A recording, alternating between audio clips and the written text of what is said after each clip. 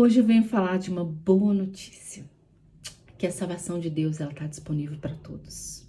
Deus não faz distinção de pessoas. Ele quer que todos sejamos salvos. A palavra diz que em 1 Timóteo 2,4, que Deus deseja que todos sejam salvos e que cheguem ao pleno conhecimento da verdade. Porém, a salvação não é por mérito próprio, não é pelas nossas obras, e sim por a graça concedida por Deus mediante a fé em Jesus. Em Efésios 2:8, a palavra diz: porque pela graça sois salvo, mediante a fé. E isso não vem de vocês, é um dom de Deus, não de obras, para que ninguém se glorie. Então, portanto, ninguém será salvo pelas suas próprias obras. Então, a pessoa que se diz, eu sou uma boa pessoa, a gente ouve muito falar isso. As pessoas falam, mas fulano é uma pessoa de Deus, vai pro céu, porque dá a cesta básica, ajuda os pobres. Fantástico, isso é maravilhoso, porque essa pessoa cumpre o segundo mandamento, né? Que o primeiro é amar a Deus sobre todas as coisas, e o segundo é amar ao próximo como a ti mesmo. Fantástico. Só que isso não salva. Não adianta ser uma boa pessoa, não adianta fazer caridade, não adianta ajudar o próximo, se você não crer em Jesus como seu único e suficiente Salvador. Único e suficiente Salvador. Você vai para o inferno. Infelizmente, é uma má notícia no meio disso tudo. Porém, se você crê em Jesus Cristo, você será salvo.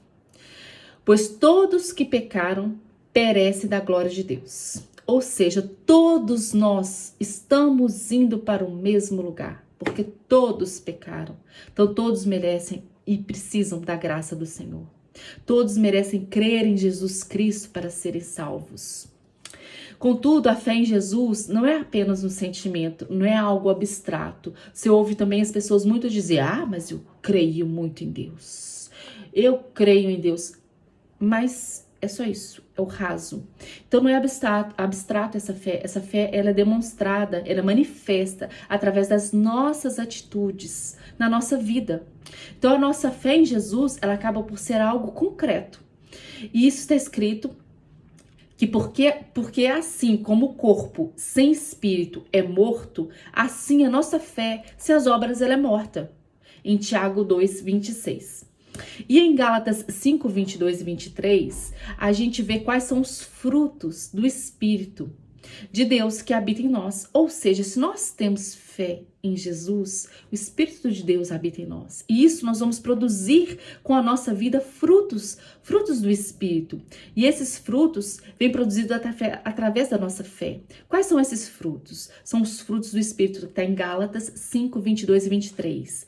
Amor, paz, alegria, amabilidade, domínio próprio, paciência, bondade, mansidão e fidelidade. Porém, por outro lado, as obras da carne. Existem as obras do Espírito e as obras da carne. Porque nós somos feitos de alma, espírito e carne. E a nossa carne tende ao pecado. E nós temos que ficar atentos com isso. Quais são as obras da carne? Em Gálatas também, no versículo 5, do 19 ao 21, nos diz que as obras da carne são a imoralidade sexual, a impureza, a libertinagem, a idolatria, a feitiçaria, as inimizades, as rixas, os ciúmes, a ira, a discórdia, as divisões, as facções, as invejas, as bebedeiras, as orgias e as coisas semelhantes a essas. E a palavra nos diz que declara vocês, Deus nos diz, declara vocês, como já os preveni, que os que praticam tais coisas não herdarão o reino de Deus.